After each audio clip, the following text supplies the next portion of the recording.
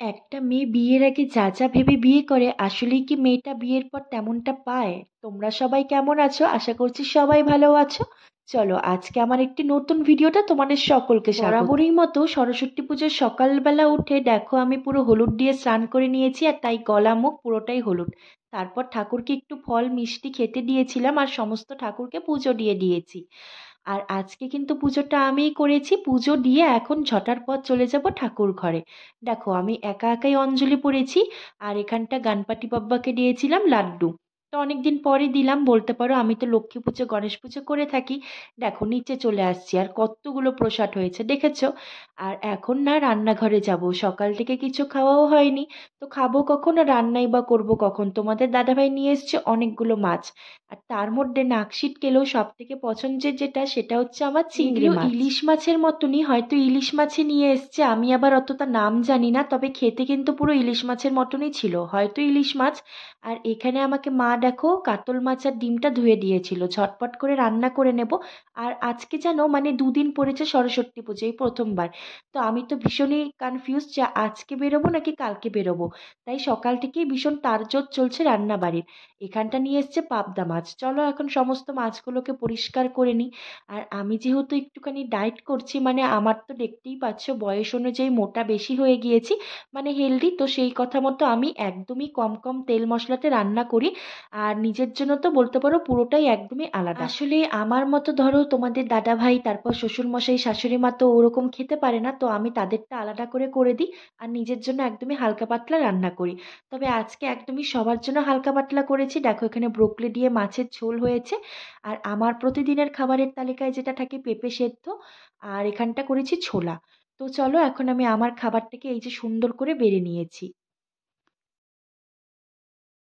তো দেখো এই যে এটাই হলো গিয়ে আমার দুপুরের হেলদি ডায়েট খাওয়ার। এখানে প্রায় একদম 100 গ্রামের থেকেও কম, মানে ধরো 80 থেকে 70 গ্রাম ভাত আছে। এখানটা একটা পুরো শশা কেটে নিয়েছি, শশাটা আছে। আর এখানে আছে একদমই, আমি উপর থেকে ছোলা নিয়েছি, মশলা অতটা নিইনি। আর একদমই এটা 2 চামচ তেলে রান্না হয়েছে। তো ধনেপাতা দিয়ে একটু ছোলা আছে, ছোলাতে ভীষণ কার্বোহাইড্রেট থাকে যেটা আমাদের শরীরের পক্ষে খুব ভালো।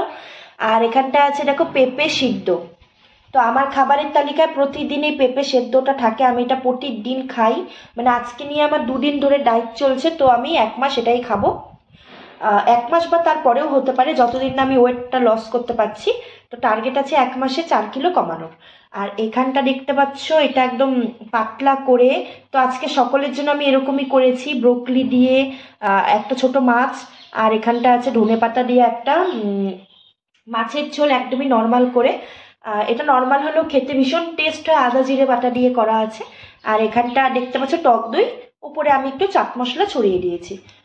তো দেখো যেহেতু আজকে পুজো সবকিছু করেছি, পুজো আচ্ছা, তো সেই জন্য একটু আমার লেট হয়ে গেল খাবারটা খেতে। আসলে 2টো থেকে মানে 2:30টার মধ্যে, তো আমার 3টা বেজে গিয়েছে। তো ব্যাস আমাদের লাঞ্চ থালি একদম কমপ্লিট ডায়েটের জন্য। তো প্রপার দেখি যে আমি ডায়েটে শুকোতে পারছি কিনা। তো সেটারই চেষ্টা, আশা করছি শুকিয়ে যাব। শুধুমাত্র কিন্তু খেলে হবে না, অবশ্যই তোমাদেরকে সময় নিয়ে চিবুতে চিবুতে খেতে হবে, মানে একটু বেশি সময় নিয়ে খাবে। অবশ্যই এটা নিয়ে একটা বড় ভিডিও আসছে, তো এখন আর অত কিছু বলছি না আমি। আর সরস্বতী পুজো তোমাদের দাদাভাইকে ফোন করলাম, বললো এখনো কেউ বেরোয়নি। তো আজকে বেরোবে না কালকে বেরোবে কিচ্ছু বুঝতে পারছি না, তেমন কোনো কিছু প্ল্যান নেই। তো চলো এখন সুন্দর করে খাবারটা জাস্ট খেয়ে নেবো। এই যে আমার একদম ডাইট থালি তোমাদের সামনে। তো চলো এখন এটাকে খেয়ে নিই সুন্দর করে, খেয়ে দিয়ে তোমাদের সাথে আসছি। আর হ্যাঁ, আর একটা কথা না বললেই নয়, তোমরা কিন্তু খালি খাবার খেলে হবে না, অবশ্যই তোমাদেরকে এক্সারসাইজ করতে হবে। কারণ আমি সকালবেলা উঠে 1 ঘন্টা 1.5 ঘন্টা মোবাইল দেখে দেখি, মানে এই যে যোগাগুলো হয় এক্সারসাইজ, তো ইউটিউবে প্রচুর দেওয়া আছে, সেগুলো দেখে আমি এক্সারসাইজ করছি। তো আজকে চলো 2 দিন, তাই তোমাদের সাথে ভাবলাম একটা ব্লগ করি ছোট করে। তো চলো তাহলে খেয়ে নিই, তারপর তোমাদের সাথে দেখা হচ্ছে। খাওয়া দাওয়া করেই দেখো গুড ইভিনিং তোমাদের সকলকে, রেডি হয়ে নিয়েছি বেরোবো বলে। তবে এই শাড়িটা আমি কিন্তু পরেছি একটা গিফটের শাড়ি। 2 দিন আগে একটা বিয়ে বাড়িতে গিয়েছিলাম, তো সেখানে আমাকে এটাকে গিফট করে দেওয়া হয়। আর আমি এটা পরে আমার একটা কেমন লাগছিল তোমরাই বলো। তো আজকে দেখো অনেক মানে বলতে পারো বছর পরে বিনুনি করেছি। ছোটবেলায় যখন স্কুলে পড়তাম তখন তো মা দুপাশে দুটো বেনুনি করে দিত, আর তখন স্কুলের মানে চুলের গোজো ছিল সেই মোটা, আর এখন একদমই ঝাড়ুর মতো হয়ে গিয়েছে চুল। তো নিজের চুলকে নিজেই বলছি। আমার সাথে না আজকে একটা খুব খারাপ জিনিস হয়েছে জানো। এই যে কানেরটা দেখতে পাচ্ছ, তো শখ করে কানেরটা নিয়েছিলাম পরবো, কি সুন্দর না, নিচটা পুরো মুক্তোর মতো। কিন্তু কি হয়েছে, কানের ডান্টিটাই ছিঁড়ে গিয়েছে। যদিও অনেক কষ্ট করার পর এটা আমি পড়েছি, তবুও কোনো মতেই আর লাগেনি। আসলে অক্সিডাইজের যে কোনো জিনিসগুলো আমার না ঠিক একটা শ্যুট করে না, নয় কোথাও হারিয়ে যাবে নয় কোথাও পড়ে যাবে। কেন জানি না এরকম হয়। তারপর আমি একটা অন্য কানেরই পরে নিয়েছিলাম তোমাদের সাথে ভিডিওর আগে, তাই এটা দেখিয়ে নিচ্ছি।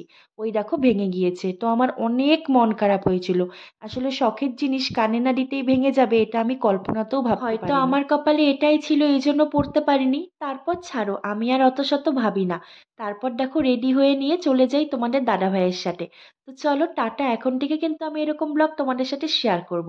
আর সরস্বতী পুজোর লুকটা কেমন হয়েছে অবশ্যই জানিও। চলো টাটা।